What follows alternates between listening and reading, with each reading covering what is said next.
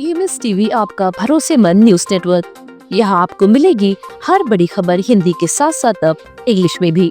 National, international और मध्य प्रदेश की हर बड़ी खबर लाइक करें, सब्सक्राइब करें और ज्यादा से ज्यादा शेयर करें और बने रहें हर बड़ी खबर के साथ। EMS TV, English first and fast. नमस्कार, आप देख रहे हैं EMS टीवी और मैं हूं आपके साथ कंचन। आई नजर डालते हैं बालाघाट की कुछ खास खबरों पर और सबसे पहले बात करते हैं आज की न्यूज हेडलाइंस की। युवक की हत्या, झाड़ियों में फेंका शव, जांच में जुटी पुलिस। डिस्ट्रिक्ट स्पोर्ट्स एकेडमी का आयोजन, वरिष्ठ वॉलीबॉल खिलाड़ियों का सम्मान 2 नवंबर को। और आफत की बारिश, फसलों को नुकसान, सर्वे में जुटा प्रशासन। आइए अब बढ़ते हैं खबरों की ओर। गढ़ी थाना क्षेत्र के ग्राम पांडुतला में एक युवक की अज्ञात लोगों ने हत्या कर शव को झाड़ियों में फेंक दिया। सूचना मिलने पर पुलिस ने मौके पर पहुंचकर शव को बरामद किया है। पंचनामा कार्यवाही कर मामले को जांच में लिया। मृतक का नाम प्रसन्न, पिता सुकल मरावी, उम्र 35 वर्ष, पांडुतला निवासी बताया गया है। पुलिस ने बताया कि प्रसन्न मरावी की 2 संतान हैं। वो मजदूरी करने का कार्य करता है। हैदराबाद से कुछ दिन पहले ही गांव आया था। अधिक शराब के सेवन से परेशान होकर पत्नी ने उसे घर से भगा दिया था। तभी से वो गांव के पास भागचंद मरावी के खेत में बनी एक झोपड़ी में रहता था।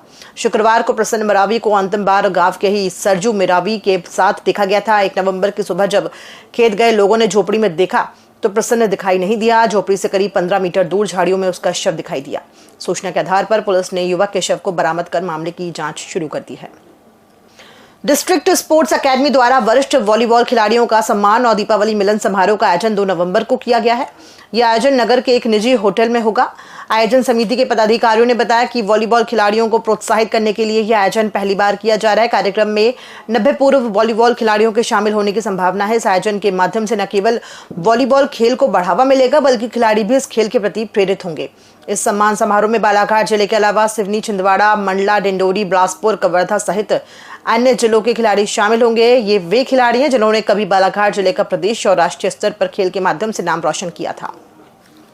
हम शुरू से ही खेल और स्पर्धाओं से जुड़े रहे हैं। बालाघाट की धरती को, बालाघाट की हमारे जिले को ये सौभाग्य 5 बार मिला कि जो नेशनल खेलने गई कबड्डी की टीम महिलाओं की, वो बालाघाट की धरती से बनकर गई और जो राष्ट्रीय स्तर पर बालाघाट का नाम हुआ कि ये टीम आई है मध्य प्रदेश की, भोपाल से नहीं आई, बालाघाट से बनकर पूरे प्रदेश की टीम आई। ये हमारे लिए, हमारे ज़िले के लिए गौरव की बात है। इसी तरह आपने देखा होगा कि हमने 5 बार नेशनल स्तर पर राष्ट्रीय हॉकी प्रतियोगिताओं का आयोजन नेहरू स्पोर्टिंग क्लब के अध्यक्ष के रूप में जो सौभाग्य हमको मिला था कार्य करने का, उसको भी हमने आप सबके सहयोग से बखूबी अच्छे से अच्छा करने का प्रयास किए। हम लोग बहुत दिन से ये प्लान कर रहे थे कि बच्चों को प्रोत्साहित कैसे करें, खिलाड़ियों को आगे कैसे लाएं।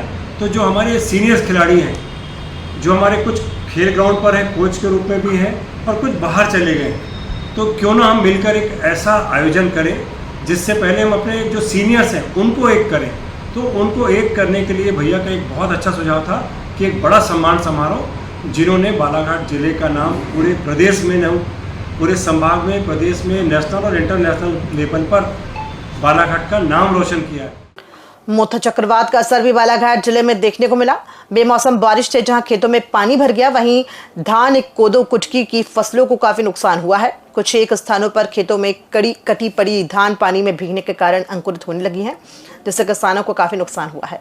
इधर इस प्राकृतिक आपदा के बाद प्रशासन ने सर्वे कार्य प्रारंभ कर दिया है। राजस्व और कृषि विभाग का अमला खेतों में पहुंचकर फसल नुकसानी का जायजा ले रहा है। जानकारी के अनुसार जिले में 30 अक्टूबर को पूरे दिन बारिश होती रही, जिससे धान की फसल को सबसे ज्यादा नुकसान हुआ है। किसानों ने मिसाई के लिए धान की कटाई कर ली है, जो बेमौसम बारिश से पानी के लिए भीग गई है। अब किसान इस खराब फसल को समेटने में जुटे हुए हैं, लेकिन बारिश के कारण फसल की गुणवत्ता काफी प्रभावित हुई है। इधर प्रशासन द्वारा सर्वे का कार्य प्रारंभ कर दिया गया है, लेकिन नुकसानी का अभी आकलन स्पष्ट नहीं हो पाया है। प्रशासन ने इसके लिए कलेक्ट्रेट में एक कंट्रोल रूम भी बनाया है, जहाँ किसान फसल नुकसानी से संबंधित शिकायतें दर्ज करा सकते हैं। अब इसमें सप्ताह 1 से जो अभी लगातार बारिश, हल्की बारिश जो हो रही है, तो उसमें अभी हम दिन भर जो फील्ड में गांव का भ्रमण किए। हमारे पटवारी भी वहां पे जांच में लगे हैं, ग्राम सेवक भी लगे हैं, साथ में ग्राम पटेल है, पटवार है, सरपंच हैं, सचिव हैं, ये सब पूरी दल है और गांव के लोग भी रहते हैं।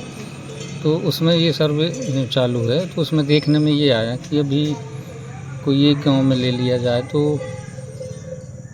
15 से 20% ही अभी धान की फसल वहाँ पे कटाई हुई है, जिसमें कुछ लोग जो है कटाई करके और वो ले जा लिए हैं और कुछ खेतों में जो है अभी काट के और वहीं पे वो धान रखे हुए हैं। जो बेमौसम वृष्टि हुई है, वर्षा हुई है, उससे किसानों की फसल को नुकसान हुआ है।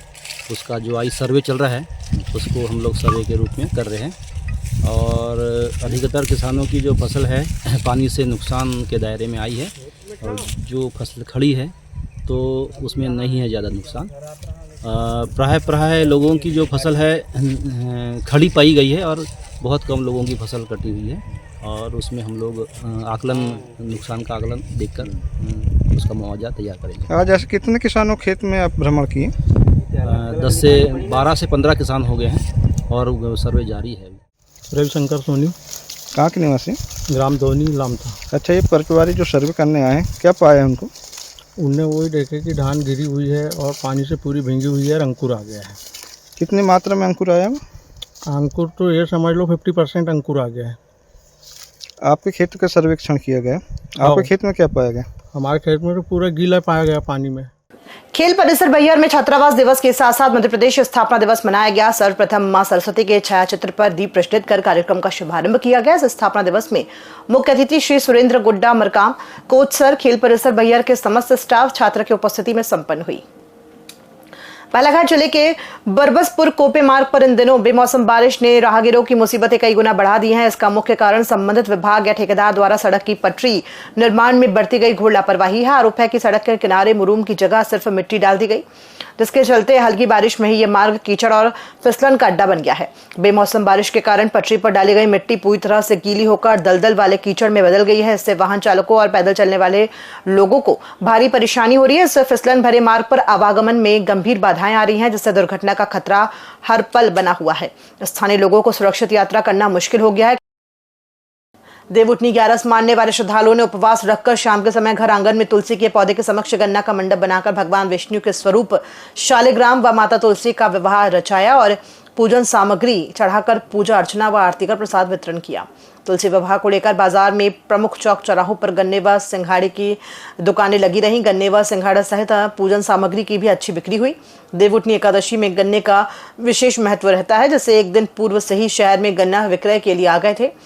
25 से 40 रुपए तक प्रति नग गन्ने का दाम रखा गया था। 11 के दिन शहर के वार्ड नंबर 33 गायखुरी सहित दर्जनों गांवों में मंडई मेले और सांस्कृतिक कार्यक्रमों का आयोजन भी किया गया। बालाघाट पुलिस ने 1 नवंबर से हेलमेट अनिवार्य कर दिया है। पहले दिन पुलिस का सख्ती का असर भी नजर आया। शहर के मुख्य चौराहों में पुलिस ने शनिवार को पूरे दिन वाहनों की चेकिंग की। इस दौरान जिन वाहन चालकों ने हेलमेट नहीं लगाए थे, या तो उन्हें हेलमेट लाने के लिए पैदल घर भेज दिया गया था या फिर उनसे जुर्माना वसूला गया है। पुलिस की इस कार्रवाई के दौरान न तो किसी भी प्रकार की जांच काम आई और न ही वाहन चालकों की मिन्नतें सुनी गई। शनिवार को दिन में शहर के अंबेडकर चौक और हनुमान चौक पर वाहनों की चेकिंग की गई। वहीं शाम के वक्त काली पुतली चौक पर पुलिस ने वाहनों की जांच की। इस दौरान हेलमेट नहीं पहनने वाले चालकों को रोककर उन्हें उसकी उपयोगिता बताई गई। यातायात नियमों का पालन नहीं करने वालों से जुर्माना भी वसूला गया। बालाघाट पुलिस, बालाघाट की जनता का हम लोग बहुत धन्यवाद करते हैं, क्योंकि मैं देख रही हूँ कि मैक्सिमम लोग 80 से 85% लोग बिना हेलमेट के घर से नहीं निकल रहे हैं। सभी लोग हेलमेट पहन के निकल रहे हैं। एक जागरूकता की आवश्यकता है और सभी लोग हेलमेट पहन के निकल भी रहे हैं। जो 4 पहिया चालक हैं वो भी सीट बेल्ट लगा के निकल रहे हैं। बच्चों के साथ जा रहे हैं तो ध्यान दे रहे हैं कि बिना हेलमेट के नहीं निकलें। एक समस्या हमको ये अभी देखने को मिल रही है, क्योंकि चेकिंग चल रही है तो कुछ लोगों ने हेलमेट लगाया हुआ है और उसका बक्कल नहीं लगा रहे हैं। तो सिर्फ चालान कटने के डर से ना लगाएं हेलमेट। आपकी सुरक्षा है, इस सुरक्षा के लिए हेलमेट है, इसलिए लगाएं। तो बक्कल लगाएं ताकि वो टाइट रहेगा, तभी आपके लिए हेल्पफुल रहेगा। अगर ढीला रहेगा तो उसको कोई पहुंचे। आपका परिचय भी? ये जो हेलमेट की जो कार्रवाई चल रही, क्या मानते हैं? ये हेलमेट की कार्रवाई को लेकर के मैं अपना समर्थन करना चाहता हूँ, क्योंकि इसमें शरीर को लेकर के नुकसान नहीं होता। अगर कहीं अपन कुछ दुर्घटना में भी हो गया तो सर अपना बच जाता है। संयुक्त विभाग पेंशनर संघ जिला बालाघाट द्वारा देवउठनी एकादशी के दिन 1 नवंबर को शहर के उत्कृष्ट विद्यालय मैदान में बैठक में दीपावली मिलन समारोह का आयोजन किया गया। इस दौरान पेंशनरों की मांगों को लेकर भी चर्चा भी की गई। इस संबंध में संगठन के अध्यक्ष BL चौधरी ने पेंशनर्स एसोसिएशन की वर्षों से कुछ मांगे लंबित है, जिन पर शासन प्रशासन द्वारा कोई ध्यान नहीं दिया जा रहा है। अपनी जायज मांगों को लेकर संयुक्त विभाग पेंशनर्स संघ द्वारा काली पट्टी बांधकर विरोध प्रदर्शन कर ज्ञापन सौंपने की रणनीति बनाई गई। पेंशनर को DR महंगाई राहत नहीं मिलती, 8-8 माह तक उसका नुकसान होता है। 8 महीने बाद देता है तो 8 माह तक उसकी नुकसान होता है, और ये पूरे मध्य प्रदेश में इससे पूरे 7.5 लाख कर्मचारी पीड़ित है। दूसरा है हमारा कि पेंशनरों को जैसे ही रिटायरमेंट होता है, सेवानिवृत्त होने के पश्चात उसको आयुष्मान स्वास्थ्य बीमा का लाभ दिया जाए, और 70 वर्ष जो लिखा है 70 वर्ष के बाद बीमा होता है उसकी बाध्यता को समाप्त किया जाए। और पेंशनर को मृत्यु के पश्चात जैसे नियमित कर्मचारी को 1 लाख रुपया दिया जाता है, पेंशनर अगर की मृत्यु होती है तो उसे 50,000 रुपये एग्रीस या राशि प्रदान किया। प्रशासन की सख्ती के बाद भी जिला अस्पताल की व्यवस्था नहीं सुधर पा रही है। समय पर ना तो चिकित्सक ड्यूटी पर पहुंच रहे हैं और ना ही मरीजों को उपचार की सुविधा मिल पा रही है। इसी तरह की लापरवाही बरतने पर जिला चिकित्सालय के 4 डॉक्टरों को सिविल सर्जन ने नोटिस जारी कर जवाब मांगा है।